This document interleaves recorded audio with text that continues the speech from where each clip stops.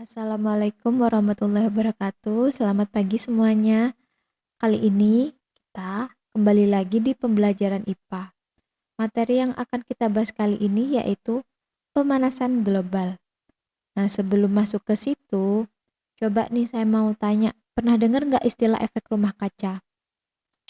Apa itu efek rumah kaca? Apa kaca yang ada rumahnya atau rumah yang ada kacanya atau rumah yang berkaca? Bagaimana?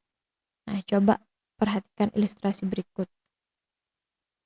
Nah, jadi ini misalkan gambaran bumi kita, ya kan? Kemudian ada matahari. Nah, matahari ini kan memancarkan radiasi atau panas ke permukaan bumi. Nah, sebagian radiasinya itu diserap oleh permukaan bumi. Nah, sebagian lagi dipantulkan. Nah, seharusnya kan ada yang dipantulkan, ya kan? Jadi ada yang sebagian diserap, sebagian juga dipantulkan.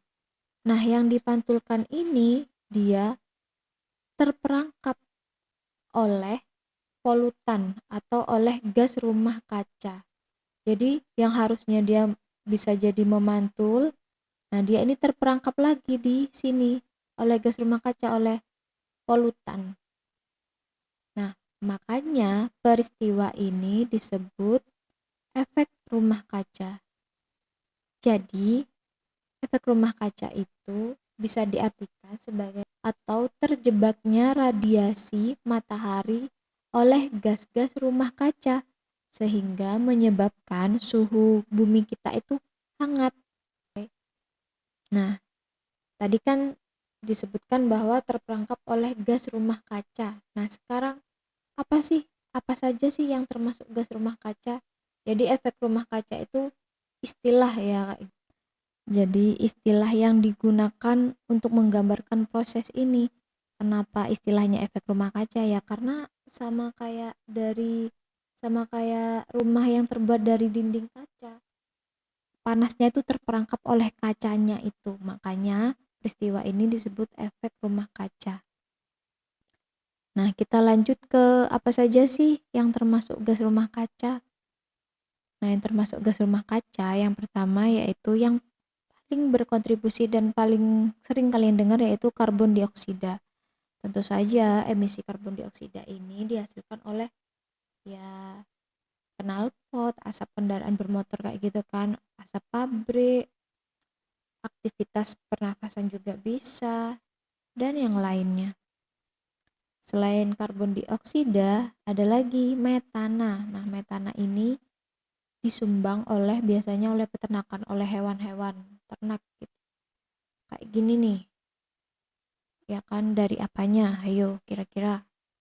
Nah, selain metana ada juga nitrogen oksida yang berasal dari pupuk kimia juga bisa, dari pembangkit listrik gitu juga, dari pembakaran hasil pembangkit listrik juga bisa, pabrik juga. Nah, kemudian ada CFC atau klorofluorokarbon. Susah banget ya namanya, intinya itu.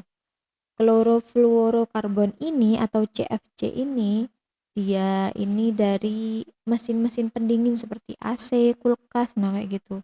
Nah, itu ternyata juga berpengaruh besar di pemanasan global atau ke efek rumah kaca. Nah, kayak gitu.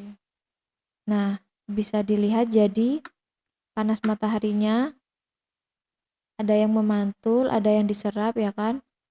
Ada yang dipantulkan kembali ke permukaan bumi. Nah, kenapa kembali dipantulkan oleh permukaan bumi ya? Karena terperangkap oleh ini metana, CO2, makanya mantul lagi ke permukaan bumi.